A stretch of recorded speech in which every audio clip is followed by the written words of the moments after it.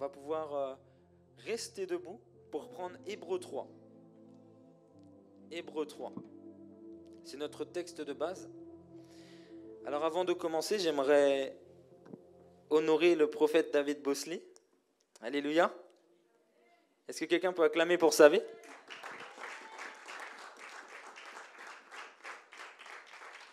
Ok. Il y a quelques années, je rends témoignage, j'étais un jeune dans la foi et j'ai été invité à l'église de maison du prophète David Bosley. Et il y est resté pendant des années, dans son salon, chez ses parents, à prêcher l'évangile. Et il a persévéré.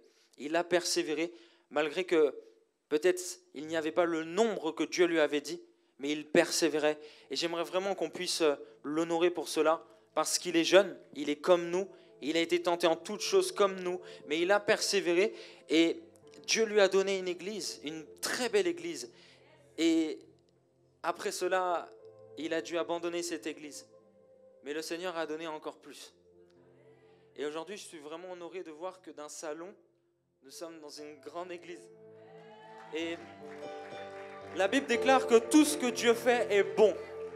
Tout ce que Dieu fait est bon. Quelqu'un peut dire, tout ce que Dieu fait est bon. Ok. Il y a un principe avec Dieu, c'est la gratitude. Lorsque tu sais reconnaître ce qu'il a déjà fait, ça se multiplie. Jésus prend le peu, il dit, Père, je te rends. Et ça s'est multiplié. Est-ce qu'on peut dire, Seigneur, je te rends grâce pour cette église? Tu as téléchargé la multiplication. Et puis quand on se réjouit pour quelqu'un d'autre, tu reçois même pour toi. Comment se connecter à une grâce? Il faut se réjouir et soutenir la personne qui a été bénie. Vous savez, la sorcellerie, ça commence quand on ne se réjouit pas pour les autres. Et la sorcellerie, ce n'est pas aller faire de l'occultisme. Non, c'est déjà un état de cœur. Mais quand on se réjouit, on se connecte. Et moi, aujourd'hui, je me réjouis. Et moi, je ne pouvais pas dormir si le prophète Bosley n'était pas béni. Il faut qu'on arrive à porter l'église de cette manière. Porter les fardeaux des uns des autres. Et j'aimerais que pendant 1 minute, on prie pour cette église. Est-ce que tu es vrai? Est-ce qu'on peut se mettre en position? On peut se mettre en position, je vais vous voir faire ça. Amen, on est réveillés aujourd'hui. Onction du réveil. Ok? Refais ça encore une fois. Ok, c'est bon, t'es réveillé. Alors pendant 1 minute, c'est moi qui clôture. Pendant 1 minute, tu vas dire, Seigneur, que les âmes perdues du 78 puissent venir ici rencontrer Jésus. Non pas être des disciples d'une église, mais d'être des disciples de Jésus-Christ. Prie au nom de Jésus. À la force à laquelle tu pries, je verrai le fardeau que tu as. C'est le moment de montrer que tu as un fardeau pour les âmes. Tout se joue dans la prière. Tout se joue dans la prière. Tous les réveils ont été engendrés par l'intercession.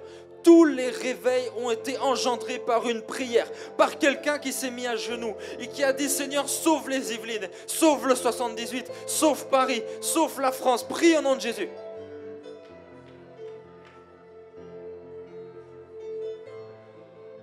Oh Seigneur Jésus, je veux bénir cette église, Seigneur Père, de bénir, Papa, ce lieu, je le bénis dans le nom de Jésus. Et je déclare, Seigneur Jésus, que cette église, Seigneur Papa, fera des disciples de Jésus, qu'ils feront des disciples de Christ, Seigneur. Que dans cette église, que les gens qui rentrent, Seigneur, rencontrent Jésus-Christ de Nazareth. Seigneur, je te demande de sauver Paris, de sauver la France, de sauver, Papa, toutes les personnes qui n'ont pas Jésus. Je te demande, Père, de sauver la France. Au travers de cette église, utilise cette église, utilise le prophète, utilise-les, Père, pour sauver des âmes. Je demande, Père, à ce que tu puisses agir dans cette église, à ce que tu puisses agir dans cette église.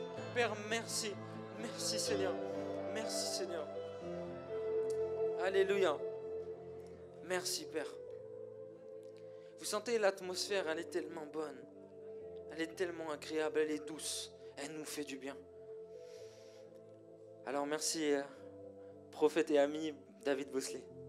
Merci beaucoup pour l'invitation, j'ai été très honoré. C'est vraiment un honneur. Et nous allons prendre Hébreux 3 à partir du verset 7. Pour ceux qui ont leur Bible papier, c'est super. Pour ceux qui n'ont pas leur Bible papier, c'est super aussi. Parce que vous l'avez sur le téléphone. C'est notre texte de base. Nous allons lire Hébreux 3, de 7 à 19. Nous lisons la parole du Seigneur.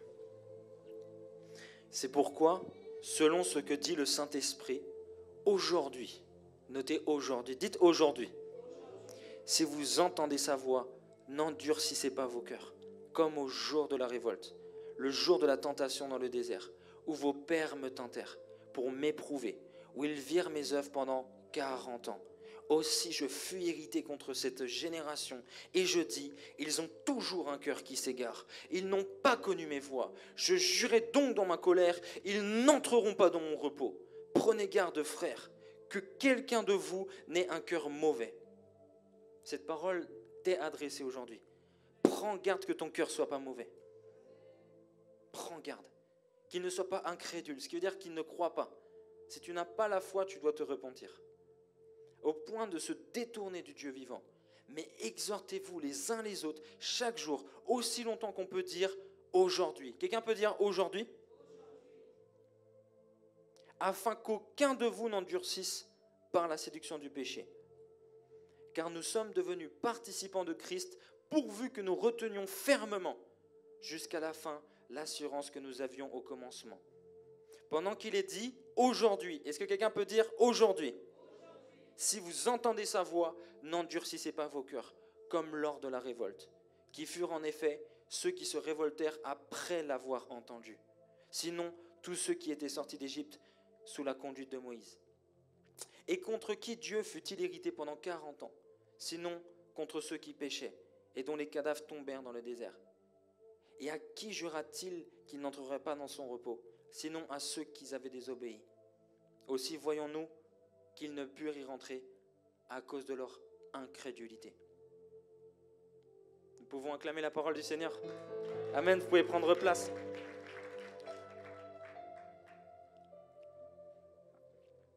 Alors dans ce texte, il y a un mot qui est beaucoup revenu, c'est lequel ? Quelqu'un peut dire aujourd'hui ? Quelqu'un peut redire aujourd'hui ? Ok, moi j'ai besoin aujourd'hui que tu puisses participer. J'ai besoin de sentir que tu es venu avec soif. Est-ce que quelqu'un peut dire aujourd'hui ? Ok, la parole de Dieu nous parle du aujourd'hui de Dieu. Et c'est parfois difficile à comprendre, mais je vais vous parler d'une réalité. Il y a une réalité, c'est qu'il y a beaucoup de personnes qui reconnaissent leur péché. Il y a beaucoup de personnes, que ce soit des païens, que ce soit des musulmans, que ce soit des juifs, que ce soit des chrétiens, des évangéliques, des protestants, des catholiques, des humains, mais qui reconnaissent leur péché. Il y en a plein. Oui, je reconnais, j'ai menti, tout ça. Et il y en a beaucoup qui reconnaissent qu'ils ont besoin du salut. Il y a beaucoup de personnes qui ont cette conviction qu'ils ont besoin d'être sauvés. Mais il y a une autre réalité, c'est que ces personnes-là, ils réalisent qu'ils ont péché, ils réalisent qu'ils ont besoin de salut, mais ils retardent leur repentance. Alors j'aimerais qu'on puisse prendre des notes aujourd'hui parce que ça va être costaud. Amen. Il y a beaucoup de personnes qui reconnaissent qu'ils ont fait du mal, mais ils mettent du temps à se repentir. C'est-à-dire, tu sais que tu as péché, tu sais que tu as besoin d'être sauvé, mais tu ne vas pas faire cet acte de repentance. Tu vas peut-être même demeurer dans le péché. Il y en a énormément. Et dans ce monde, il y a beaucoup de personnes qu'on doit sauver en prêchant l'urgence. Vous savez, nous, on aime bien parler de l'évangélisation à Focus. On aime bien parler de l'évangélisation. Mais le Seigneur, une fois, m'a parlé. Je faisais des partages bibliques entre chrétiens. Non, même avant ça, je faisais des évangélisations. Alors on partait dans la rue et on allait témoigner, on prêchait l'évangile, après on allait voir les gens, on leur donnait des flyers, on offrait des Bibles, on allait à Nantes, on allait à Reims, on allait à Marseille, on allait à Montpellier, j'ai fait beaucoup de villes en France. On a été dans beaucoup de villes et c'était super. Et un jour je marche, et il y a une sœur que Dieu utilisait puissamment, elle me dit « Hello Cospiel, j'ai juste une question ». Et là je sens que ça va être dégâts. Elle me dit « Je vis avec mon copain, j'ai des relations avec lui, mais est-ce que c'est grave ? Est-ce que c'est grave parce que Dieu il m'utilise ? Enfin, voilà, se dire que Dieu il est avec moi, tout ça. Elle me pose une question, c'est même pas d'un bébé spirituel, c'est carrément de quelqu'un qui n'est pas né. Elle est vraiment pas née en fait, elle est même pas née de nouveau. Et elle sert le Seigneur. Alors le Seigneur me dit, à partir d'aujourd'hui, tu ne vas pas évangéliser les païens, tu vas évangéliser les chrétiens. Et j'ai commencé à apporter l'évangile aux chrétiens. Apporter l'évangile à ceux qui disent « Je vais à l'église, je suis chrétien, depuis ma tendre enfance, je vais à l'église, église évangélique, je sers à la chorale, je fais le piano, je prêche. » Moi, j'évangélise ces gens-là. J'aime évangéliser les chrétiens. Parce qu'il y a trop de personnes qui se disent chrétiens, qui se disent disciples, mais qui sont indisciplinés, qui se disent chrétiens, mais qui n'ont pas vraiment l'amour, qui se disent chrétiens, mais qui n'ont pas la crainte de Dieu. Pourtant, la crainte de Dieu, c'est le commencement. La Bible dit que le commencement, c'est la crainte de l'Éternel. Mais il y a beaucoup de personnes qui se disent chrétiennes et qui ne marchent pas avec la crainte. Alors, j'ai commencé à les évangéliser et j'ai fait ce qu'on appelle les partages bibliques. Mais c'était un piège. En fait, on se mettait tous ensemble, on était 30, 40, des fois jusqu'à 70. Et s'il y a des Belges sur le live, 70, on était 70, 70 et on partageait la parole. Mais en fait, je cherchais à les évangéliser. Je faisais un appel au salut, je priais pour eux, je chassais les démons. Et j'ai réalisé qu'en fait, Dieu avait déposé l'urgence dans mon cœur. L'urgence de la repentance. La repentance est associée à l'urgence. Il ne faut pas te dire, un jour, tu accepteras Jésus. Un jour, tu devras te repentir pour ce que tu as fait. Un autre jour, parce que la Bible dit... Il y a quelqu'un qui suit aujourd'hui. La Bible dit... Ok, je veux que tout le monde le dise. La Bible déclare... Ok, tout le monde ne l'a pas dit. Quelqu'un peut dire aujourd'hui? Aujourd'hui, si tu entends ma voix. Et il y a 6 raisons pourquoi il ne faut pas faire les choses demain, mais aujourd'hui. Il y a 6 raisons. Dieu a créé le aujourd'hui pourquoi? Pour que tu ne retardes pas les choses. Dieu fait lever un soleil sur les bons et les méchants, c'est le aujourd'hui de Dieu. Il existe un jour, il y a une citation d'un commentateur biblique que j'ai trop aimé. Il s'appelait Charles John Ellicott et il a dit « Pour chaque église, pour chaque nation, pour chaque âme, il y a un présent en or qui ne se reproduira jamais. » Il y a un présent qui ne se reproduira jamais. Et il y a 6 raisons aujourd'hui pour lesquelles on doit faire les choses aujourd'hui, ne pas remettre à demain. La première raison est celle-ci. Le commandement de Dieu, lorsqu'il parle de la repentance, la parole de Dieu accompagne toujours, et là il faut noter, la repentance d'un appel urgent à le faire maintenant. C'est le premier point. J'ai déjà abordé. Dans 2 Corinthiens 6, verset 2, la parole de Dieu nous dit « Car il est dit, au temps favorable je t'ai exaucé, au jour du salut je t'ai secouru. Voici maintenant le temps favorable, voici maintenant le jour du salut. » En anglais, ce passage dit « Today is a day of salvation ». Aujourd'hui est le jour du salut. C'est-à-dire que ce n'est pas demain, c'est maintenant. Il y a un aujourd'hui où tu peux te réconcilier avec Dieu. Il y a un aujourd'hui où tu peux être sauvé. Il y a un aujourd'hui où Dieu peut te donner la victoire sur le péché. Il y a un aujourd'hui où Satan peut enlever ses griffes de ta famille. Il y a un aujourd'hui où tes projets n'existaient pas, mais aujourd'hui tu peux les créer, tu peux appeler à l'existence. Il y a un homme ici qui s'appelle David Bosley et qui a dit « Aujourd'hui, on va aller plus loin. Aujourd'hui, j'aurai une nouvelle église. Aujourd'hui, je saisis. » Et vous savez que le aujourd'hui concerne la repentance, concerne le péché, concerne la bénédiction, concerne la grâce de Dieu. Il y a tellement de choses que tu peux avoir aujourd'hui et pas demain. Et ça, c'est par la foi. La foi déplace les montagnes. Aujourd'hui, tu dois t'approcher de Dieu et dire « Je saisis mon salut, je saisis la sainteté. » Vous savez que la sainteté, elle est d'abord amorcée par la foi. Elle n'est pas amorcée par la repentance. Avant même de te repentir, tu dois croire que Dieu peut t'aider. Le souci, je sens la présence de Dieu aujourd'hui. Le souci, ce n'est pas la repentance en fait. Le souci, c'est ta foi. Tu ne crois pas que Dieu peut t'aider à abandonner ce péché. La Bible dit tout à l'heure dans Hébreu, on l'a lu, que c'est à cause de leur incrédulité qu'ils n'ont pas été à Canaan. Le peuple de Dieu, ils avaient une promesse et puis ils ont marché et dans le désert, ils ont commencé à douter. Et du coup, ils ont commencé à pécher. Et quand tu doutes, tu commences à pécher. Le péché, c'est le fruit du doute. Pourquoi un homme va voir une femme avant le mariage? Pourquoi? Parce qu'il ne croit pas que Dieu peut lui donner sa femme. Pourquoi une femme va se donner à un homme? Parce qu'elle ne croit pas que Dieu est son tout, que Dieu peut la consoler. Elle a besoin d'être estimée auprès d'un homme parce qu'elle ne croit pas que Dieu peut l'estimer. Le péché, est amorcé par le doute. C'est pourquoi la Bible dit que la foi est un bouclier. Parce que quand tu crois, tu ne pèches pas. Quand on te dit, ouais, va faire des magouilles, va créer une société, fais des magouilles. Si tu as la foi, tu as un bouclier. Tu ne vas pas prendre cette flèche qui va te dire de faire des magouilles parce que tu crois que Dieu peut te bénir. Pour vaincre le péché, tu dois marcher dans la foi. Pour vaincre le péché, tu dois marcher dans la foi. Pourquoi il y a des chrétiens qui vont en boîte de nuit? Parce qu'ils ne croient pas que Dieu peut les remplir de joie. Avec le prophète, hier, on a mis une musique, c'était de la compa chrétienne. Et on a dansé. Et j'ai commencé à danser et Maud, elle a rigolé. Le prophète Bossé a rigolé. Et on a passé un moment à 3. Il n'y avait personne. C'était pas une soirée, mais on a rigolé. Et avec ma femme, des fois, on allait dormir chez des amis. Donc c'était il y a 2 jours. Et on a eu un fou rire pendant 30 minutes. Jusqu'à même, j'ai commencé à avoir mal au cœur, tellement que je rigolais. Et on a une joie que je n'avais pas en boîte de nuit quand j'allais à l'époque. Pourtant, j'enchaînais les femmes, j'enchaînais les verres, j'enchaînais les soirées, j'enchaînais les amis. Mais il y avait quelque chose que je ne recevais pas, que je suis en train de recevoir en Christ. Et quand tu goûtes à un bon plat, à un bon vin, tu ne peux pas retourner au mauvais vin. En fait, si aujourd'hui tu pêches, c'est que tu as besoin de rencontrer Christ. Vraiment. Aujourd'hui, tu as besoin de foi. Tu as besoin de plus de foi. Il y a des personnes qui sont tellement tentées par le péché. Et quand le péché se présente devant toi, ce qui te fait consommer ce péché, c'est le doute. Et un jour en Suisse, le Saint-Esprit me réveille et il me dit, le doute est une foi en l'échec.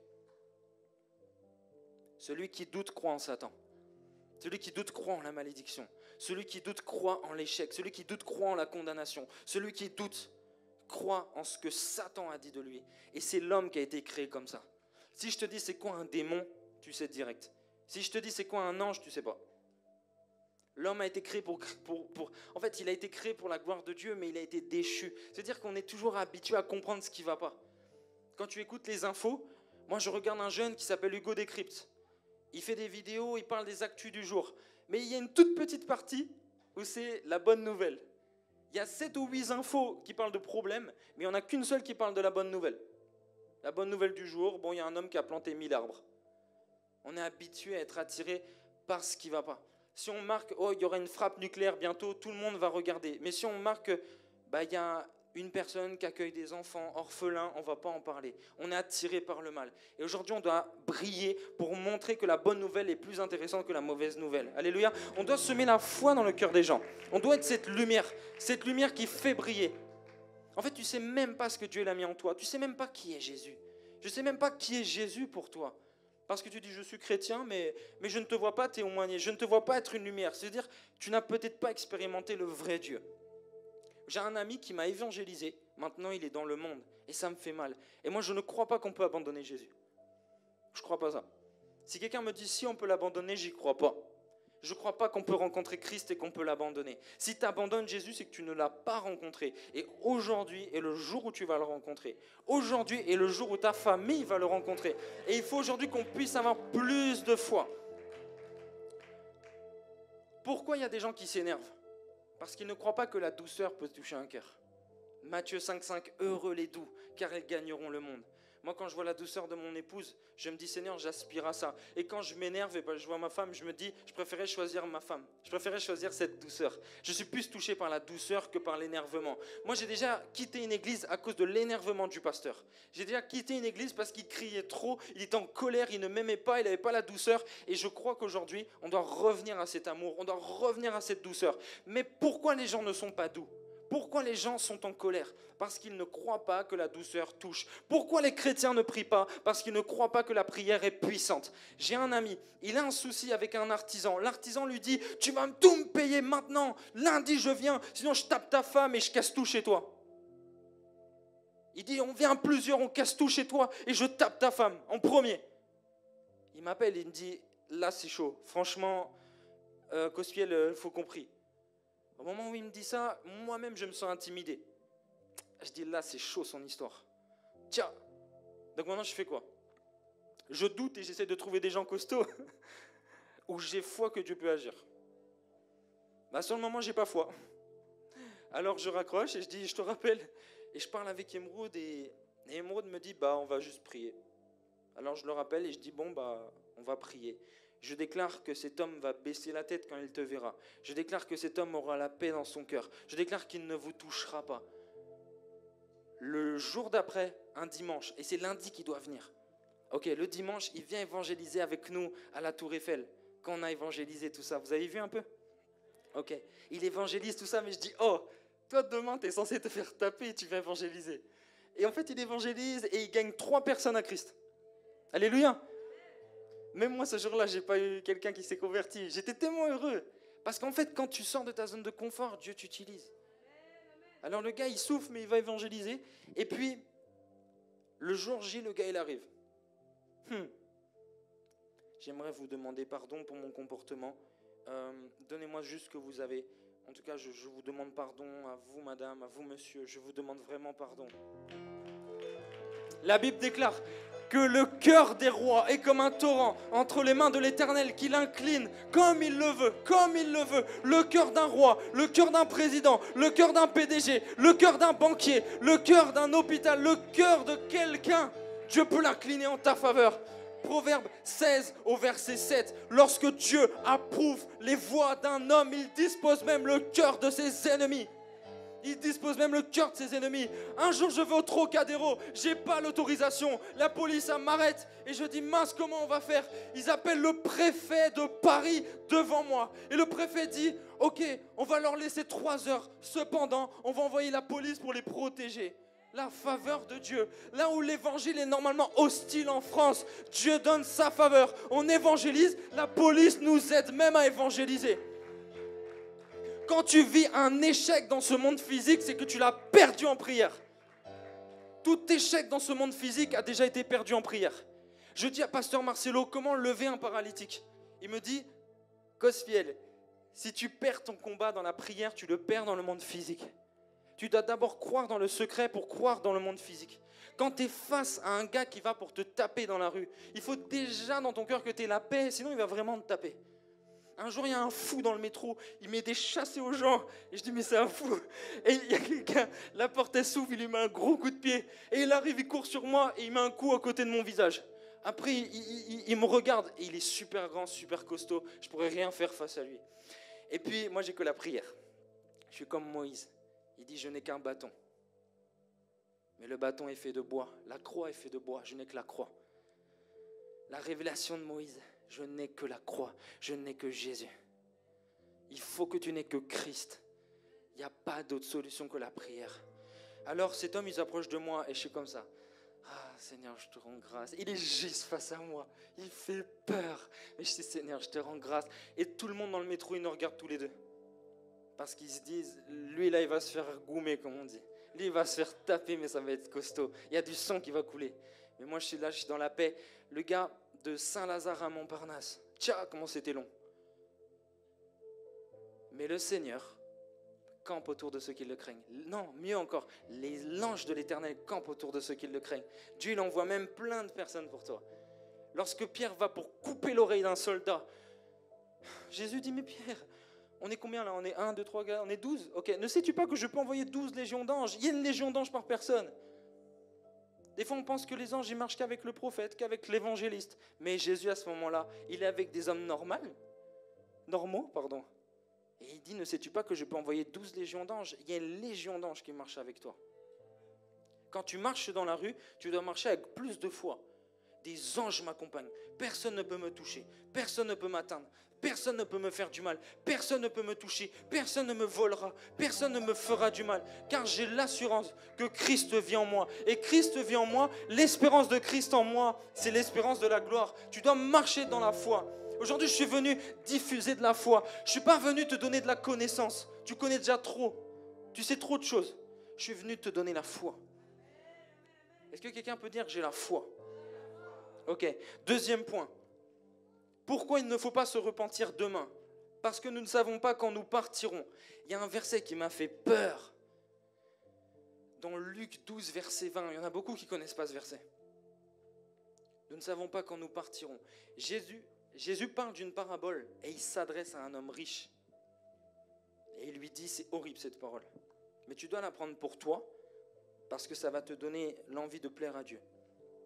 Luc 12, verset 20, la Bible déclare, « Mais Dieu lui dit, insensé, cette nuit même ton âme te sera demandée. Et ce que tu as préparé, pour qui cela serait-il » Jésus vient dire à un homme dans une parabole, « Ce soir même tu mourras. » Est-ce que tu es prêt? Qu'est-ce que tu vas faire des biens que tu as? Et si je te pose la question, si ce soir tu meurs, est-ce que tu es prêt? Donne-moi un amen si tu es prêt. Gloire à Dieu pour ceux qui ne l'ont pas dit. Ça veut dire que vous êtes en train de réaliser que c'est du sérieux. Vous savez, moi, mon grand-père, c'est quelqu'un que j'honore beaucoup. Je suis celui qui lui ressemble le plus dans la famille. C'est un homme, il y a 59 ans. Il a fait un CAP de charcuterie. Et il n'avait pas d'argent. Alors il a pris un demi-cochon, un vrai cochon, un demi-cochon, avec un crédit. Il n'avait pas d'argent pour cela. Alors il a pris le demi-cochon, il a fait du pâté, il a fait des rillettes, il a fait des chipolatas avec, et il a continué. Et un jour, il a pu créer une super entreprise familiale, présente sur 3 marchés. Il a pu faire vivre toute notre famille. Il a eu une réussite incroyable au fruit de sa sueur. Il a persévéré. Et c'est un homme que j'aimais beaucoup parce qu'il travaillait beaucoup. Mon père m'a raconté qu'il se levait à 5 heures le vendredi et il se couchait vers 20 heures le samedi. Il ne dormait pas. Cet homme a tellement travaillé. C'était un exemple, j'ai travaillé avec lui pendant 1 an. Et puis je travaillais tous les étés avec lui. Et on disait toujours avec mon père, oh, le grand-père il est en forme. Parce qu'il criait beaucoup, on l'aimait beaucoup. Et il criait beaucoup, il était très actif et tout ça. Il portait des charges lourdes, il était trop fort mon grand-père. Et en fait on disait toujours, il est immortel. Il est immortel, c'est pas possible. En ce début d'année, il est parti comme ça. En voiture. On ne sait pas pourquoi, on ne sait pas comment. Il est parti comme ça. 83 ans, dans la force de l'âge, il était fort, il était puissant, mon grand-père. Il marchait beaucoup, il portait des charges lourdes, il portait 35 kilos, easy. Il était fort, mais il est parti comme ça. Et là, le Seigneur m'a dit, on n'est peut-être pas immortel. Je pense que c'est ta jeunesse qui te trompe. Les gens qui ont un certain âge, ils ont déjà vécu des décès. Ils savent que la vie, déjà, ça peut passer vite. Mais quand tu es jeune, tu te dis, moi, je suis immortel. Je suis immortel. N'est-ce pas qu'on a perdu un grand acteur, l'acteur de Black Panther? Car le gars est riche, hein. Le gars est beau, le gars est musclé, plus que toi, plus que moi. Il est en bonne santé sportive, mais il est parti comme ça. Quelque chose l'a emporté, la maladie. J'aimerais aujourd'hui que tu puisses t'analyser et te dire, est-ce que je suis prêt à rencontrer Jésus? Vous savez pourquoi les chrétiens d'aujourd'hui sont charnels? Pourquoi ils sont mondains? Parce qu'ils n'ont plus la pensée de la vie éternelle. Ils n'ont plus la pensée du ciel. Je suis venu vous dire que Jésus revient bientôt. Et qu'on doit être prêt, sans tache ni ride ni rien de semblable. Tu dois plus repasser ton âme que ta chemise. Ta chemise, quand tu vas pour la repasser, tu vois, il y a toujours un pli qui est là. Il y a toujours un pli. Il y a toujours un pli. Du coup, tu te bats pour pas qu'il y ait de pli. Et tu ne peux pas aller à l'église s'il y a encore un pli. Mais qu'en est-il de ton cœur? Tous les plis, toutes les choses mauvaises que tu fais encore, que nous faisons nous tous. C'est le temps aujourd'hui de s'analyser et d'être prêt. Et j'ai dit quoi? J'ai dit aujourd'hui, j'ai pas dit demain. Pourquoi il faut le faire aujourd'hui? Pour la 3e raison. Celui qui retarde sa repentance endurcit son cœur. Imagine un jour, tu franchis une barrière que tu t'étais fixée, de ne jamais tomber avant le mariage. Alors tu tombes avant le mariage dans l'impudicité. Et on te dit non mais il ne faut pas faire ça, tout ça. Mais tu dis oui mais j'y arrive pas. Et tu retombes, et tu retombes, et tu retombes, et tu retombes. Et tu éteins le Saint-Esprit, et tu éteins ta conscience. Et ton cœur devient dur. Et le jour où je te dis repens-toi, tu ne te sens pas concerné. Tu ne te sens pas concerné parce que tu as la paix.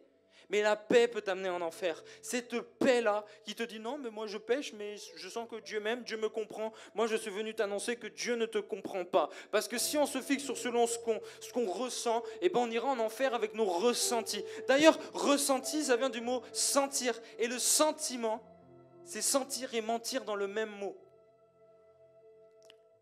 Il faut faire attention.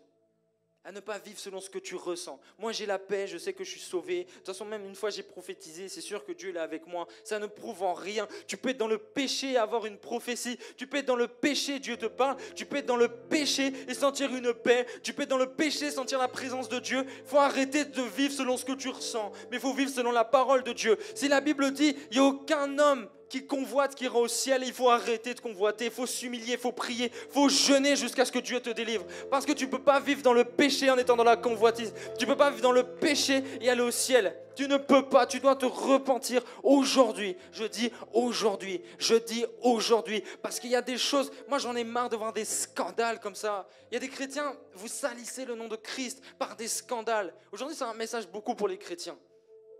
On est là, on fait des problèmes, on ne s'entend pas avec les chrétiens, on ne s'entend pas avec les frères et sœurs. Et après, tu vas aller au ciel. Tu es fâché avec ton frère et tu vas encore faire des offrandes à Dieu. Tu as sali le nom d'un homme de Dieu. Combien l'ont fait sur Internet, dans des stories. Et après, tu vas encore prier. Tu lèves des mains souillées. Tu lèves des mains sales à Dieu. Elles sont tellement sales parce que tu t'es pas repenti. Et ce n'est pas parce que tu as la paix que tu es repenti. La repentance, c'est se détourner de ses mauvaises voies, se détourner de ses mauvaises pensées. Ta vie doit prêcher Christ. C'est pourquoi on parle de actes des apôtres et pas de discours des apôtres. La vie prêche. Dans Apocalypse, c'est écrit, ils l'ont vaincu grâce à la parole de leur témoignage. Ton témoignage parle plus que tes mots. Ta vie parle plus que tes mots. J'en peux plus de voir. Il y a quelqu'un qui disait, oh il faut aimer, il faut beaucoup aimer. Je crois en l'amour de Dieu. Mais elle ne parle même pas des membres de sa famille. Elle les déteste. Je ne comprends pas cet évangile où tu es selon ce que tu ressens. Non, mais elle, j'ai pas envie de lui parler. Ça, c'est tes sentiments. Mais que dit la Bible? Tu dis pas bonjour à ceux que tu connais pas. Mais la Bible dit, si vous dites bonjour qu'à ceux que vous aimez, êtes-vous différent des gens du monde? Si on veut ramener un réveil, on doit être différent. On doit être un phare qui brille. La personne, elle te fait du mal, tu pries, tu es blessé, et le lendemain, tu reviens à l'université, tu reviens au collège, tu reviens au lycée, tu reviens au travail, et tu aimes cette personne. Ici, on a ma fille Kelly qui a donné un témoignage incroyable sur Internet. Elle a dit, dans mon métier, on a beaucoup d'autorité. Du coup, on doit vraiment se tenir et quelqu'un l'a beaucoup embêtée. Elle l'a beaucoup embêtée jusqu'à lui donner envie de s'énerver. Et puis, elle s'est un peu énervée. Mais ce que j'aime, c'est que quand elle témoigne de ça, elle témoigne avec transparence. Et vous savez quoi? Elle s'est repentie et elle a fait ce qu'il fallait. Aujourd'hui, je vais vous dire un truc. C'est qu'on joue aux 3 fois saints devant les hommes de Dieu. On joue aux 3 fois saints à l'église. Mais vous êtes tous pécheurs. Vous savez que moi, je suis un pécheur, que Dieu est en train de sauver. J'ai besoin de Jésus. J'ai besoin de prier. Moi, si je ne prie pas, je vais retomber. Ah oui, si je n'ai pas ma communion avec lui, je vais retomber. Si je ne passe pas des temps pour prier, je vais retourner dans le monde. J'ai besoin de Jésus, j'ai besoin d'être sauvé. Mais c'est bizarre parce que des fois, j'ai plus l'impression que moi, j'ai besoin de Jésus que toi. Toi, c'est comme si, non, ça va, j'ai pas trop de problèmes. Des fois, je pose des questions, non, ça va, tout va bien. Non, tout va pas bien. Tu joues aux 3 fois saints parce que tu essaies de te rassurer. Mais je crois que Dieu veut de la transparence. J'ai rencontré quelqu'un qui n'est pas chrétienne et qui m'a dit, moi, j'ai vécu un divorce, j'ai beaucoup pleuré, il y a même des moments où j'ai voulu, peut-être me suicider, je ne sais plus ce qu'elle m'a dit, mais je me sentais mal et j'ai trouvé beaucoup plus transparente qu'une chrétienne. C'est bizarre, hein? Beaucoup plus transparente, beaucoup plus vraie. Mais nous, on fake la vie chrétienne. On arrive, non, tout va bien, gloire à Dieu, tout ça. Et il y a une histoire, une femme, écoute bien, c'était un couple incroyable. Il y avait un grand homme de Dieu. Et puis ce couple-là avait été invité à la conférence. Alors ils vont à la conférence, un grand homme de Dieu international. Et puis ce petit couple-là s'assoit devant. Et ce couple-là, ils sont trop fans de l'homme de Dieu et de sa femme, tout ça. Ils s'assoient devant et ils sont à côté de l'épouse du grand homme de Dieu. Vous avez suivi? Donc ils sont assis à côté de l'épouse et il dit, oh punaise, vous avez un mari incroyable, regardez comment il prêche, il est incroyable votre mari, il fait des miracles et tout, c'est terrible. Et ce couple, il est trop privilégié d'être assis devant, il parle avec la femme. Et la femme a dit, vous parlez de cet homme-là, moi je ne le connais pas. C'est la femme de l'homme de Dieu. Elle dit, je ne connais pas cet homme de Dieu, je ne le connais pas, parce que ce n'est pas celui qui rentre chez moi le soir. Ok, on parle d'un homme de Dieu, mais on parle aussi des chrétiens. Parce qu'on va jeter la pierre au pasteur, parce que c'est celui qui est là, super. Mais est-ce qu'on peut jeter aussi la pierre aux chrétiens qui sont méchants, qui sont terriblement orgueilleux, qui ne disent pas bonjour quand il y a une nouvelle âme qui vient à l'église? Vous savez que quand quelqu'un vient à l'église, c'est l'accueil qui fait qu'elle va rester ou pas. Et là, tu vas bien, tu fais quoi comme étude? Pourquoi on n'entend pas ça? Ça va, tu vas bien, t'as des passions, tu veux qu'on aille manger après le culte? Pourquoi j'entends pas ça dans l'église? Pourquoi j'entends pas cet amour qui, moi, m'a converti? Pourquoi j'entends pas ça? Alors on va dire, ouais, le pasteur, il m'appelle jamais, tout ça. Mais analyse-toi toi-même. Amen. On est tous des pécheurs. On a tous besoin de repentance aujourd'hui. Tous.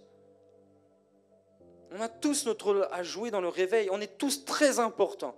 Amen. Moi, je ne suis pas venu prêcher qu'il n'y a qu'une seule personne que Dieu va utiliser dans cette salle. Il va tous nous utiliser. Mais de quelle manière? Par l'onction? Non, l'onction attire, mais le cœur fait rester. Alors à chaque fois qu'une personne dit non à ce qui est juste, il devient un petit peu plus dur. Et ça devient un petit peu plus facile de dire non la prochaine fois. 4e point, si tu ne te repens pas aujourd'hui, ce sera par la force que tu te repentiras, par la maladie, par les épreuves, par les problèmes, par les malédictions. Le Seigneur me disait, repose-toi, repose-toi. Même Grâce, ma fille, elle m'avait dit, repose-toi. Les gens me disaient, repose-toi, repose-toi. Et je ne me reposais pas. Bosley me disait, le prophète, repose-toi. Et moi, me disait, repose-toi. Et moi, j'ai encore envie d'appeler, j'ai encore envie d'encourager, j'ai envie d'évangéliser, j'ai envie de faire des vidéos, j'ai envie de faire des montages, j'ai envie de servir Dieu parce que j'ai le cœur pour ça. Et Dieu me dit, il faut te reposer. Et je fais 2 conférences Focus on Christ. C'est un truc de fou. Il y a des gens qui reviennent à Christ. Et on continue. Et je peux organiser plein de conférences. Et je dis oui pour une conférence à Orléans. Je dis oui pour une conférence à Bruxelles. Et je continue. La maladie me touche. Moi qui n'ai jamais été malade depuis que je suis chrétien. Quasiment. La maladie me touche. Alors maintenant, je dis Seigneur, pourquoi? Je vais à l'hôpital, les amis. Je vais à l'hôpital. Moi, quand j'arrive à l'hôpital, on me dit Cospiel, mais qu'est-ce que vous faites là? Les gens même sont choqués de me voir là, c'est bizarre. Hein, et je dis, ouais, ils me connaissent même à l'hôpital, c'est chaud.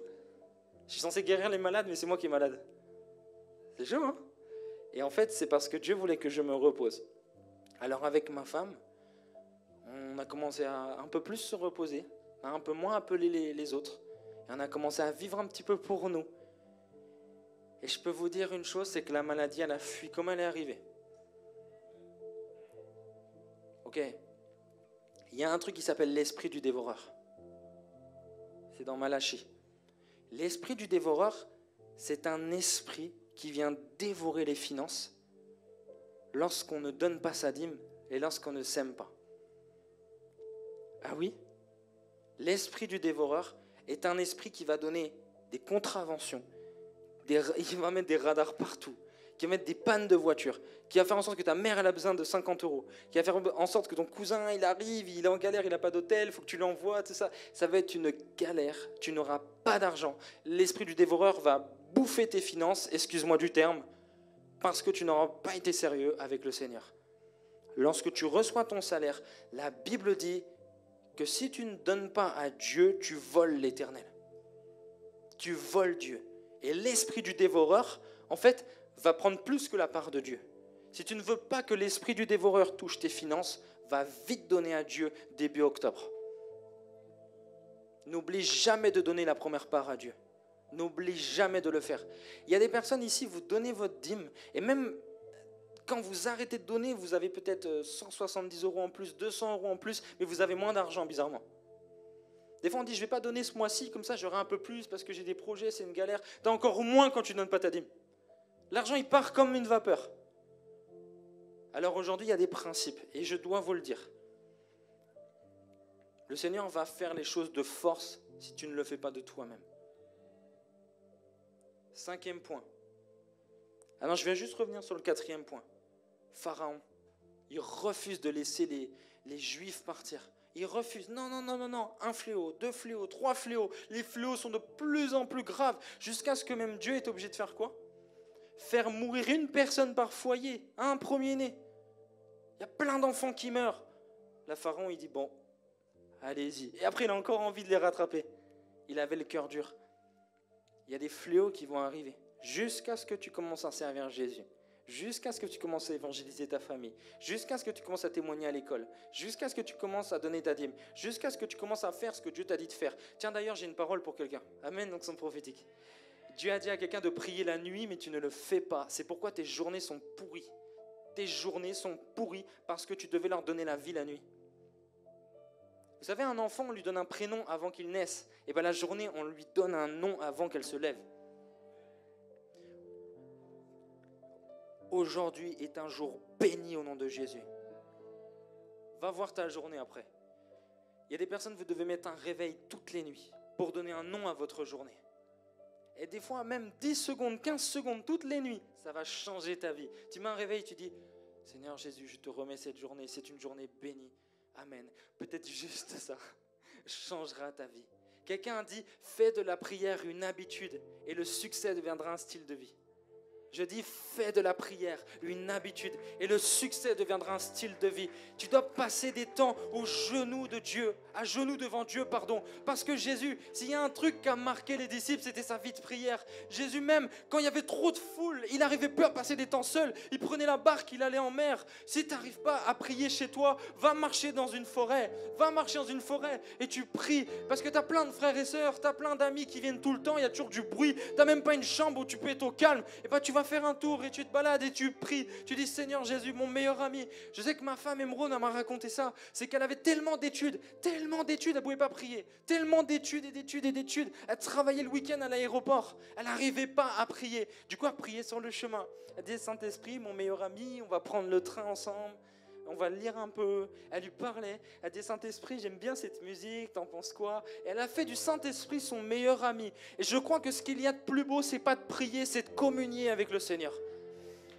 On ne prie pas le Saint-Esprit. On ne prie pas le Saint-Esprit. On lui parle et il nous aide à prier Jésus. Il nous aide à prier Jésus. Il nous accompagne. Moi, je ne prie pas le Saint-Esprit. Je ne lui dis pas, oh, je te prie, Saint-Esprit. Non, je dis, Saint-Esprit, je t'aime.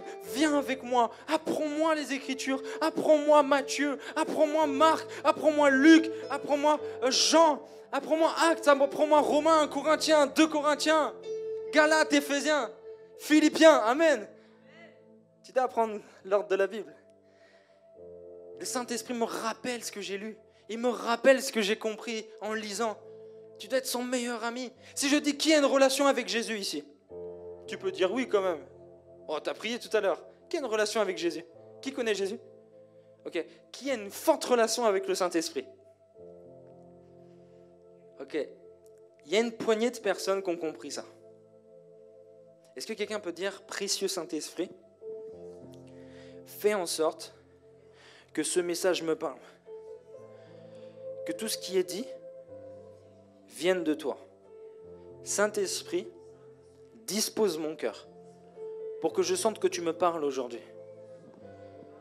Ok, Dieu va te parler pour la suite. Le 5e point est le point de non-retour. C'est quand Dieu t'a beaucoup dit, repens-toi, abandonne ça, sers-moi, mais que tu ne le fais pas. C'est un point de non-retour. Alors la Bible parle dans Romains 1, 28. Comme ils ne se sont pas souciés de connaître Dieu, Dieu les a livrés à leur sens réprouvé pour commettre des choses indignes. Et il arrive une dimension où Dieu peut te laisser dans ton péché. Moi, j'ai connu une chrétienne. Elle était là. Elle a commencé à se faire un piercing. Je dis, pourquoi tu te fais un piercing? Non, parce que j'ai lu dans la Bible que c'était, y avait un verset où elle s'était fait un piercing. Je dis, tu peux me montrer le verset? Ok. Je dis, est-ce qu'on peut lire en entier le chapitre? C'était la prostituée. Dis donc, toi, si tu prends un verset comme ça, et cette femme-là, elle a continué à prendre des versets à son avantage, et aujourd'hui, elle me combat sur Internet. C'était une amie. Elle me combat. Parce qu'en fait, Dieu, au bout d'un moment, il lui a dit, arrête, arrête, arrête, j'ai essayé de l'aider. Et Dieu, des fois, il ne parle pas dans ton cœur, il parle au travers d'un homme. Et si tu es fâché avec tout le monde, il se peut que Dieu est en train de te parler. Si Dieu fait que de répéter la même chose et que tu es fâché avec tout le monde, c'est peut-être pas le problème de tout le monde, c'est peut-être toi aussi le problème. Parce que quand tu n'as pas d'amis et tu dis, ouais, les chrétiens, ils sont mauvais, peut-être que c'est toi qui as un mauvais cœur. Un jour, il y a une femme qui écrit un livre sur les relations toxiques. Je suis avec le pasteur Marcelo. Et le pasteur Marcelo lui dit, ma sœur, le Saint-Esprit me dit de te dire que peut-être que le diable va t'utiliser pour que toi-même tu sois toxique et pour que ton livre n'ait aucune valeur. Cette personne est devenue terriblement toxique. Veille à ne pas tomber. Veille à ne pas tomber. Veille à ne pas tomber. Aujourd'hui, veille à ne pas tomber. Veille sur ta sainteté. Veille à vivre le message de Christ. Alléluia. Donne-moi un bon amen. Donne à Jésus un bon amen. Ok, Ésaü, il arrive, il a faim. C'est le frère de Jacob, le fils d'Ésaïe. Alors il a faim, il dit à son frère, oh, t'as des lentilles, je peux manger des lentilles, s'il te plaît. Et Jacob, le voleur, l'arnaqueur, il dit, ok, ben, tu peux me vendre ton droit d'aînesse et moi je te donne les lentilles. Quel échange. Le droit d'aînesse, le dernier pays qui les avait dans ses lois, c'était le Japon jusque dans les années 1940. Et le droit d'aînesse, c'était un document administratif où en fait, ça te permettait de reprendre les affaires et les entreprises de ton père, de prendre l'héritage. C'est-à-dire que c'était l'aîné qui prenait l'héritage. Le droit d'aînesse était aussi une part spirituelle que le père pouvait libérer à la fin de sa vie. C'est-à-dire que le père pouvait bénir l'aîné qui avait le droit d'aînesse. Alors Jacob, il vole la bénédiction. Et tu vas voir comment ça te concerne. La Bible dit dans Hébreux 12, verset 17, « Vous savez que plus tard, voulant obtenir la bénédiction, Ésaü fut rejeté, quoiqu'il la sollicita avec larmes, car son repentir ne put avoir aucun effet. » Est-ce que tu sais qu'il y a des actes qui te condamnent? Est-ce que tu sais qu'il y a des actes que Dieu ne pardonnera jamais? Est-ce que tu sais qu'il y a des conséquences à chaque péché? Je suis venu donner la crainte de Dieu. Le gars, il vend son droit d'aînesse, après il va, non Seigneur, je sais que tu es puissant, je sais que tu es capable, rends-moi mon droit d'aînesse. Dieu l'a rejeté, il lui a dit, pars de là, tu sais très bien ce que tu faisais. Pourquoi Dieu n'a jamais permis à Satan de se repentir? Oui, je me suis posé la question, pourquoi Satan n'a jamais pu se repentir? Dieu est amour. Pourquoi il lui a pas dit, Satan, je te tends encore la main, allez si tu veux, tu peux te repentir? Pourquoi Dieu n'a pas fait ça? Ça nous aurait aidé, non? Satan nous aurait plus tenté? Super. Pourquoi Dieu n'a pas permis que Satan puisse se repentir? Pose-toi la question vis-à-vis du texte. Ésaü, il vend son droit d'aînesse, il demande son droit d'aînesse, et puis Dieu lui dit non. Non, c'est mort. Tu sais très bien ce que tu as fait. Ok. Tout à l'heure dans Hébreux, on a lu quoi?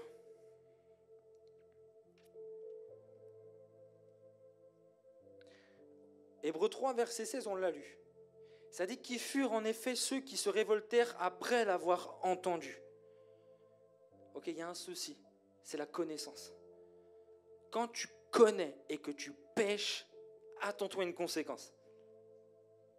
Quand tu sais et que tu le fais, attends-toi à une conséquence. Satan était d'abord un ange de lumière, un ange auprès du Seigneur, qui a récolté la louange, le maître de la louange, le maître de l'adoration. Satan, Lucifer, le grand aimé de Dieu, très proche de Dieu, à la droite de Dieu, juste à côté. Son cœur se tourne. Dieu ne permet pas qu'il puisse se repentir. Pourquoi? Il était trop proche, il savait trop ce qu'il faisait, il était en bonne conscience, il était en train de signer en sachant les conséquences. Et il y a un niveau de révélation où tu sais trop les choses. Et c'est ça que je suis venu te dire, c'est que tu connais déjà trop la parole. Pourtant, tu es encore dans le péché, pourtant, tu es encore dans des choses que tu ne devrais pas faire, mais tu connais trop. Moi, je te dis une chose. Un jour, j'arrive à l'hôpital, je prie pour une chrétienne, et après, j'apprends qu'elle est décédée. Alors que Dieu m'avait dit qu'elle allait guérir. Alors moi, je vais sur sa story. Je dis, mais pourquoi elle est décédée? Moi, j'ai pleuré. Hein. Franchement, c'était terrible. J'ai dit, pourquoi Dieu ne l'a pas guérie? Je vais sur sa story. Après que j'ai prié pour elle, elle fait une story avec du Cardi B. Vous connaissez Cardi B? C'est des musiques profanes, vraiment très, très souillées. elle écoute du Cardi B après à l'hôpital, après que j'ai prié pour elle, après que j'ai libéré la guérison sur sa vie. Elle avait un œdème qui est parti devant moi. Hein, elle avait le cou gonflé, le cou a dégonflé, elle a été guérie, mais elle a encore ouvert une porte en connaissant la vérité. Tu viens snapper du Cardi, elle est morte aujourd'hui, 22 ou 23 ans. Et je lui ai posé la question à l'hôpital, comment t'es tombée malade? J'étais chrétienne et j'ai commencé à faire des chichas, sortir avec des garçons. Quand tu connais et que tu ouvres des portes, il y a la condamnation qui vient. Moi, je ne suis pas venu te condamner, je suis venu t'aider à t'approcher de celui qui veut te sauver, celui qui veut te restaurer. Mais n'ouvre pas de porte, fais attention, ne joue pas avec le péché, ne joue pas avec ça. Si tu sais que tu ne dois pas le faire, ne le fais pas. Alléluia. Je sais que je parle à quelqu'un. Et le 6e et dernier point. En retardant la repentance, tu retardes la bénédiction. En retardant ta repentance, tu retardes ta bénédiction. La Bible dit dans Acte 3, au verset 19, « Repentez-vous donc et convertissez-vous pour que vos péchés soient effacés, afin que des temps de rafraîchissement, alléluia, afin que des temps de rafraîchissement viennent de la part du Seigneur et qu'il envoie celui qui vous a été destiné, Jésus-Christ. » La Bible dit quoi? Quand tu abandonnes ton péché, il y a un temps de rafraîchissement. Quand tu quittes ta copine, Dieu te donne ta femme. Quand tu quittes ton copain, Dieu te donne ton mari. Quand tu quittes la convoitise, Dieu te donne la consécration. Et Dieu m'a dit ceci, la soif pour Dieu baisse quand d'autres soifs augmentent. Alors fais taire les soifs. Je vais te poser une question et c'est un temps très prophétique. Qu'est-ce que le Seigneur aujourd'hui te met à cœur d'abandonner?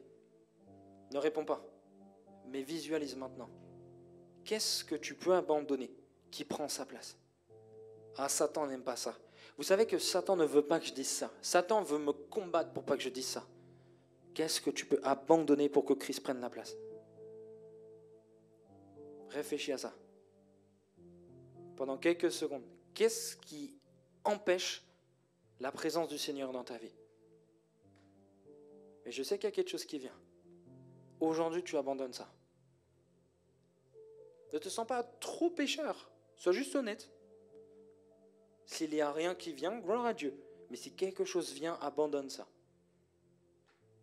Moi, ma petite sœur, elle a un parcours exceptionnel avec Christ.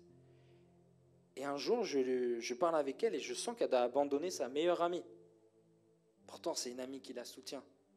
Mais elle avait une part spirituelle dans sa vie. Et sa meilleure amie, en fait, bizarrement, l'éloignait du Seigneur. Et quand elle s'est séparée, ma sœur, elle a découlé dans la foi. Il y a des boulets spirituels qui sont pas très loin de toi. Moi, j'ai été trahi par mon meilleur ami. Ouais, j'ai été trahi par mon meilleur ami, il y a quelques mois.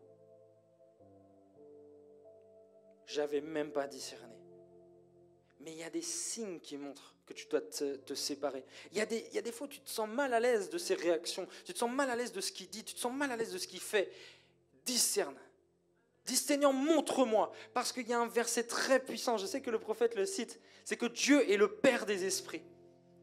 Dieu est le Père des esprits. Ce qui veut dire que Dieu connaît les cœurs de chacun. Et si tu pries et tu vas dans le secret, Dieu va te dire qui est-ce que tu dois considérer. Il se peut que la personne que tu n'aimes pas soit quelqu'un qui t'aide. Moi, je vais vous dire une chose. Au début de ma vie chrétienne, j'aimais pas trop le prophète Bosley. C'est vrai parce que je trouvais que, je sais pas, il était trop charismatique. Je pense que c'était de la jalousie, honnêtement. Au début de ma vie chrétienne, au tout début, je sais pas, j'étais pas à l'aise. On s'était vus, mais il n'y avait pas d'amitié. Et un jour, le prophète Bosley me dit, pourquoi en tant que jeune serviteur, on ne se soutient pas? On est un corps, on doit s'aimer. Et une personne avec qui j'avais des réticences, c'est pas que je l'aimais pas, mais j'avais des réticences. Aujourd'hui, quel ami fidèle il est dans ma vie. En fait, aujourd'hui, je tiens à cette amitié. Et j'aimerais vous dire, aujourd'hui je suis transparent. Vous savez pourquoi je fais ça? Je m'ouvre un petit peu parce que je ne suis pas venu jouer les saints. J'ai fait des erreurs. Je ne suis pas quelqu'un qui a un mauvais cœur, mais je suis quelqu'un qui se trompe. Et je me suis trompé sur la personne en fait. Parce que des fois on ne connaît pas les gens, on juge de loin en fait. Et puis je sais pas, j'étais pas à l'aise parce que je connaissais pas trop le prophétique. Ça, je trouvais que c'était pas comme moi je voulais, tout ça. Mais j'étais un bébé, je comprenais rien. C'est pour ça que quand tu comprends pas, ne dis rien. C'est avec lui que j'ai vu pour la première fois la puissance de Dieu. Moi, ça m'a choqué. J'ai dit, tiens, c'est quoi ces trucs-là? Il a prié pour quelqu'un était électrisé, la présence de Dieu l'a touché. Et moi, j'étais choqué, je n'étais pas prêt à voir ça. Quand tu ne comprends pas, ne commente pas. Alors, tu peux dire, Père, montre-moi mes amis. Est-ce que je dois marcher avec eux? Ou est-ce que je dois me séparer? Seigneur, tu es le Père des esprits. Sonde les cœurs et montre-moi si je dois marcher avec. Tu dois prier en ces mots. Donne-moi un bon amen parce que tout le monde s'endort. Donne à Jésus un bon amen. La Bible dit dans Proverbe 28, verset 13, « Celui qui cache ses transgressions, ses péchés, ne prospère pas. Mais celui qui les avoue et les délaisse obtient miséricorde. » Aujourd'hui, tu dois être davantage transparent. Vous savez, moi, c'est quoi ma force? C'est que je suis beaucoup transparent. Quand je vais voir un homme de Dieu, moi, je ne joue pas au cospiel. Oh, je suis cospiel, tout ça. Jamais. Moi, j'arrive, je dis non, moi, j'ai rien à vous enseigner, j'ai ça comme problème, j'ai ça comme difficulté, il y a ça que je ne comprends pas. Les gens, ils sont choqués. Ils disent bon. Et moi, je prends des enseignements auprès de tout le monde. Amen. Après, je trie parce qu'il y a des choses un peu bizarres. Mais en tout cas, je vise la transparence. Sois davantage transparent avec les bonnes personnes. Prophète, tu vas avoir du travail dans cette église parce que les gens vont arrêter de cacher parce qu'ils veulent prospérer. Jérémie 5, 25, la Bible déclare « C'est à cause de vos iniquités que ces dispensations n'ont pas lieu. Ce sont vos péchés qui vous privent de ces biens. » Ok. Ma propre mère. Oh, moi, j'aime les témoignages. Hein. Alléluia. Ma propre mère, je sens que la personne avec qui elle est la bloque dans sa destinée. Alors je dis « Maman, tu es une princesse. Et un homme, pour qu'il te touche, doit te marier. » Amen. Ma mère a une conviction d'abandonner cet homme. Sa vie a été bouleversée et bientôt on va la baptiser. Parce qu'elle a vécu quelque chose. Ça s'appelle un réveil personnel. C'est quand tu abandonnes ce qu'il y a de plus dur à abandonner, et bien Dieu te bénit. Dieu te donne ses biens. Dieu te donne sa paix. Alléluia. Quelqu'un aujourd'hui doit abandonner ce qu'il y a de plus dur à abandonner. Dieu va te bénir. Ah, tu n'as pas saisi, c'est pas grave. Il fut un temps où Dieu a fermé la porte de l'arche. Et tout le monde s'est noyé. Il fut un temps où au mariage, ils ont fermé la porte à ceux qui étaient invités. Et ils ont grincé des dents, nous dit la Bible. Aujourd'hui, la porte, elle est en train de se fermer. La porte du salut est en train de se fermer parce que Jésus revient. Elle est en train de se fermer. Et ceux qui ont déjà eu des visions savent que Jésus revient bientôt. Et elle se ferme, elle se ferme, elle se ferme. Rentre vite dans l'arche. Parce qu'à l'époque de Noé, il n'y avait pas eu un nuage dans le ciel. Et il dit, il y aura des nuages, l'eau va descendre du ciel, il va pleuvoir. Les gens disent quoi? C'est jamais arrivé. Il ne va pas pleuvoir, c'est jamais arrivé. Il n'y avait que la rosée le matin. Alors, il dit, non, je te jure, Dieu m'a dit qu'il allait pleuvoir. On va créer une arche. Le gars, il est fou en fait. Mais c'est vraiment arrivé. Quand je dis qu'il y a des personnes ici, si vous demeurez dans le péché, vous allez mourir, ça va vraiment arriver. Repens-toi. Quand je te dis qu'il y aura un enlèvement, un jour on va arriver et il va y avoir une trompette dans le ciel. Une trompette qui va sonner. On va être enlevé. Il y en a beaucoup qui vont rester. Et qu'est-ce que tu vas dire? Oh, j'aurais dû. Mais la Bible dit aujourd'hui est le jour du salut. Aujourd'hui est le jour du salut. Prépare-toi à rencontrer Jésus. Oh, prépare-toi à rencontrer celui qui t'aime. Prépare-toi à rencontrer l'époux fidèle Jésus-Christ de Nazareth. Il t'attend les bras ouverts comme le père face au fils prodigue. Il tend les bras et Jésus est mort les bras ouverts parce qu'il t'attend avec amour. Il te tend ses bras. Il te tend ses bras. Il ne te condamne pas. Il ne te condamne pas pour tes péchés. Il est mort comme ça. Parce qu'il t'attend les bras ouverts. Il t'attend les bras ouverts. Il t'attend dans sa présence. Jésus revient bientôt. Il revient incessamment sous peu. Il peut revenir aujourd'hui. Il peut revenir demain. Mais il ne viendra pas chercher des chrétiens. Il viendra chercher une église, une épouse, sans tache, ni ride, ni rien de semblable. Combien d'entre vous allaient snapper leur corps sur des musiques du monde en sortant de cette église? Combien vont se donner encore à une femme? Combien vont garder leurs finances pour eux alors que le ministère doit prospérer? Alors qu'ici, on doit arriver à 1 culte, 2 cultes, 3 cultes. On doit évangéliser, ramener les âmes. Mais on ne comprend pas notre mission parce qu'on n'est pas converti. On n'est pas né de nouveau. On ne s'est pas donné à Christ. Vous savez qui m'a formé, moi? Le Saint-Esprit. Je me suis converti dans une ville où il n'y a pas l'évangile. Il y a un Congolais qui m'a parlé de Jésus. Il écoutait du Fally Ipupa. Il écoutait du Koffi Olomide. Dans la voiture, mais il me parlait de Jésus. Tiens. Et je me suis converti. Le gars n'était même pas consacré. Il m'a donné la crainte de Dieu alors qu'il n'avait pas. Il m'a donné la crainte de Dieu alors qu'il n'avait pas. Parce que le nom de Jésus est puissant. Toi, tu es là, ouais, mais moi, je ne sais pas si je suis prêt. Hey, si un gars dans le péché m'a ramené à Jésus, à combien plus forte raison, toi qui te consacres? À combien plus forte raison? Avec ton sourire, avec ton amour, avec ta joie, tu vas ramener des gens à Christ. J'ai l'impression que ce message s'adresse à personne aujourd'hui.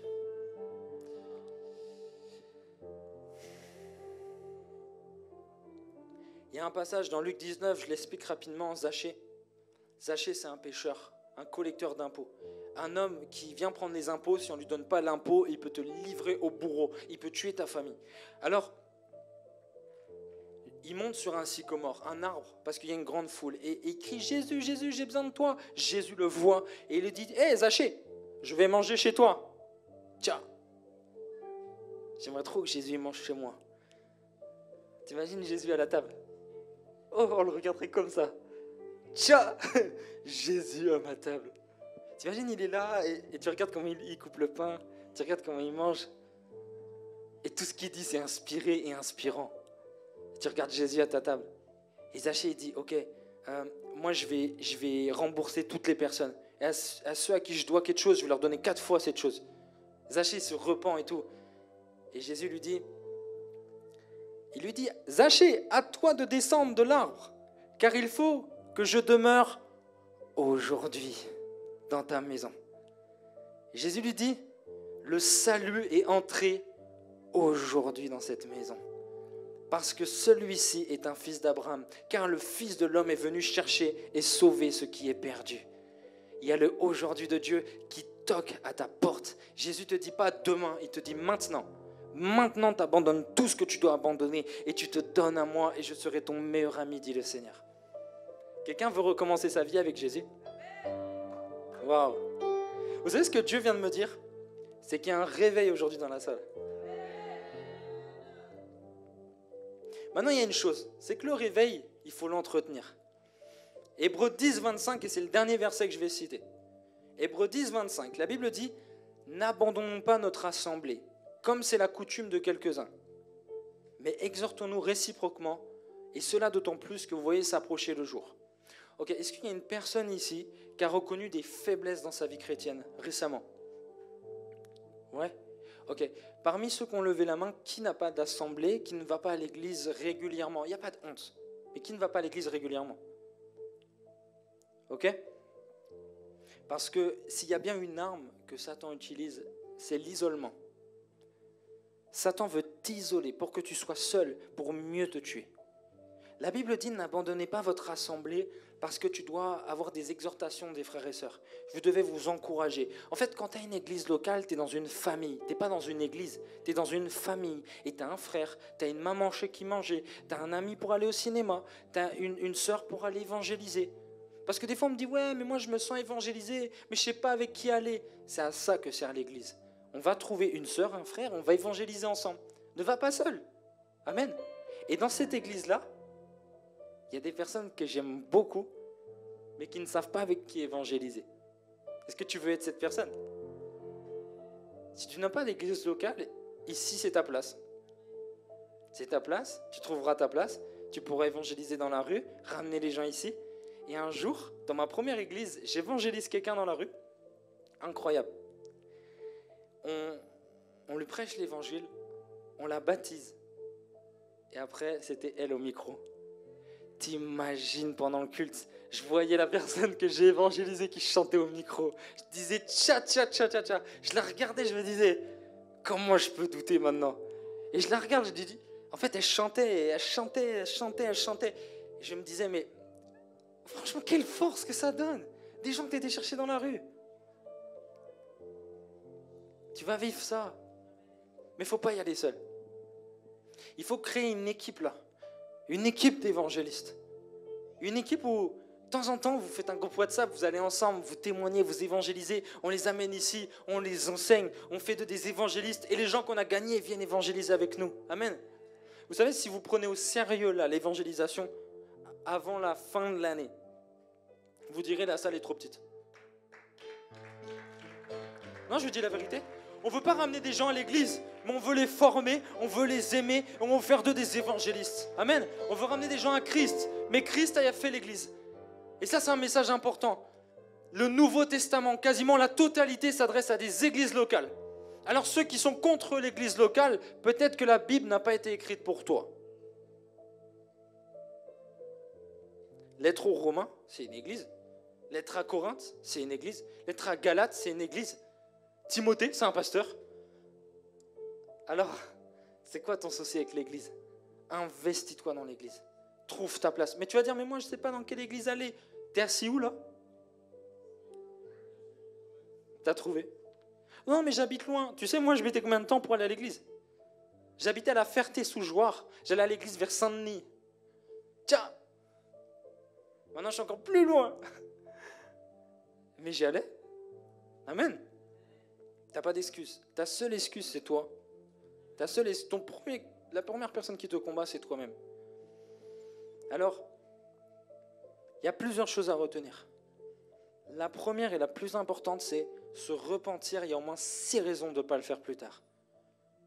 Alors, quand je prêchais, tu t'es dit, il y a des choses que je dois abandonner. Je dois vraiment me consacrer. Là, maintenant, il est temps que je serve Jésus. Et bien moi, je veux que la chorale monte, si c'est possible. Je vais demander à Elohim et les autres personnes, s'il y en a, non, je ne crois pas, pour le moment. Il y en a d'autres. La basse, la guitare. Et regardez ce qui va se passer. Tu sais que si j'avais été à ta place, je me serais avancé. Ah, moi je suis comme ça. Hein. Parce que je crois qu'aujourd'hui, c'est le jour du salut. Je crois qu'aujourd'hui est le jour où Dieu va nous rendre les biens qu'on a manqué avec le péché. La Bible dit quoi? Attendez. Il faut vraiment qu'on sache pourquoi on s'engage là. Ok, j'ai une révélation. La Bible dit que quand tu ne donnes pas ta dîme, il y a un esprit du dévoreur qui bouffe tes finances. Qui a eu des soucis financiers? Des vrais soucis. Moi, je parle de vrais soucis financiers. Ok. Tu as senti que quelque chose mangeait tes finances. Vous savez que le dévoreur, ça a souvent été comparé à la sauterelle. Parce que la sauterelle, ça ravageait les champs. Et la Bible dit, voici, je te rendrai les années que la sauterelle a dévorées. Tu sais qu'il est possible que quand tu t'avances, le Seigneur te rende tout ce que tu as perdu. Qu'il puisse restituer tout ce que Satan a pris. Tu sentais que tu étais utilisé dans le prophétique, et puis tu as commencé à moins prier, et à tomber. Et le prophétique, c'est comme éteint. Quand tu te repentiras aujourd'hui, Dieu va réactiver le prophétique. Dieu va réactiver cette grâce qu'il y avait dans ta vie. Avant, tu avais envie de servir Dieu. Maintenant, tu n'as plus trop envie. Tu te dis, bof, je ne sais pas quoi faire. Avant, tu aimais bien lire. Maintenant, tu n'aimes plus lire. Je crois qu'au travers de cette repentance, Dieu va re-remplir ton cœur. Alors, j'aimerais qu'au travers d'un chant, que le Seigneur vous inspire, on puisse tous fermer nos yeux et se dire que ce n'est pas un jeu. Ce n'est pas un jeu. Ce n'est pas un spectacle et personne ne te regarde. Nous fermons tous les yeux, s'il vous plaît, pour l'intimité de chacun. Et vous qui êtes en live, analysez-vous aussi. Analyse-toi. Et dis-toi, toi qui es en live, je ne suis peut-être pas à l'église en présentiel, mais Jésus est avec moi. Qu'est-ce que je peux te dire, Seigneur? Qu'est-ce que je peux abandonner pour toi? Sens-toi concerné à toi qui es en live. Et j'aimerais dire ceci. Si tu sens aujourd'hui que tu dois te repentir, j'aimerais te demander de t'approcher, non pas de moi, non pas de l'estrade, mais devant Dieu. Et je vais dire que quand tu t'approches devant, ça sera comme un pas de foi, où tu diras, Seigneur, j'en ai marre de jouer au saint. J'en ai marre d'être hypocrite. J'en ai marre de paraître bien devant les hommes, alors que j'ai besoin de toi. Alors aujourd'hui, je te demande, sur ce chant qu'on va lancer, si tu veux bien venir à Jésus, renouveler cette alliance. Vous savez, l'alliance, c'est fort. C'est très fort parce que tu dis à Dieu, prends-moi en charge. Quand tu crées une alliance avec le Seigneur, c'est comme si tu disais, Seigneur, prends-moi en charge. Et moi, je prends en charge ton œuvre.